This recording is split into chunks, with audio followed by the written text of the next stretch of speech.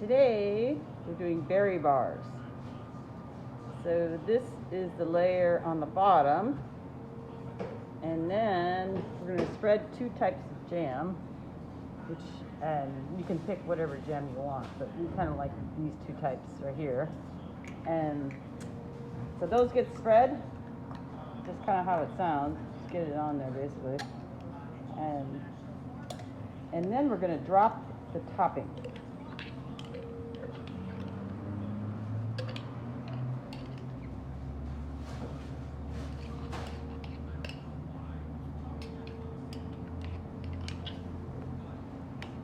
So the key thing here is that you got to have an even bottom, because if it's more thicker in one area, it's going to take a lot longer to bake. And so you want to have it as consistent as possible. And then the jam, yeah, we're just going to mix these two.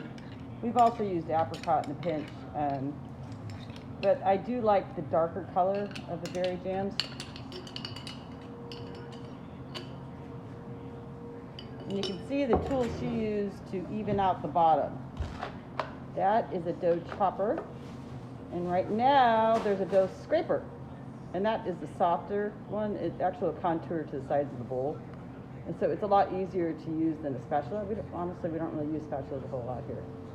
And those two baking devices, the chopper, and then also to the dough scraper, that's about all you need.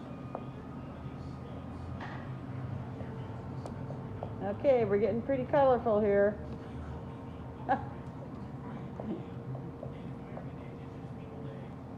And now we're going to move on to the topping.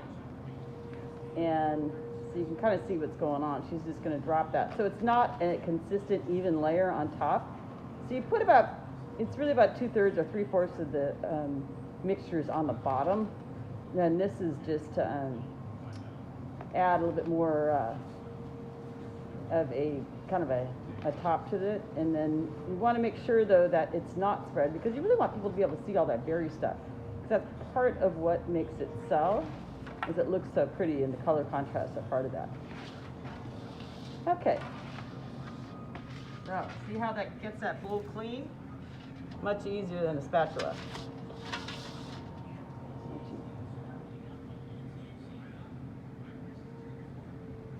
Okay, so now once again what she's going to do is make sure she doesn't have like a mountains on here. So you kind of want to get it spread out, but you don't want it an even spread everywhere. You just want it to be the same thickness. And once again, that has a lot to do with the baking, because otherwise you have to over bake parts of it to get the part that's too thick to bake properly.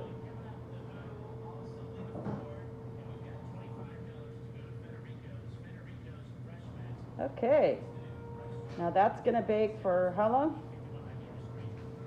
85 minutes. 85 minutes at about 325. I mean, you could also go at about 350 and do about 65 minutes. And then remember, you can always bake longer, not less. So when in doubt, set the temperature on your timer a little bit less. Okay, good to go.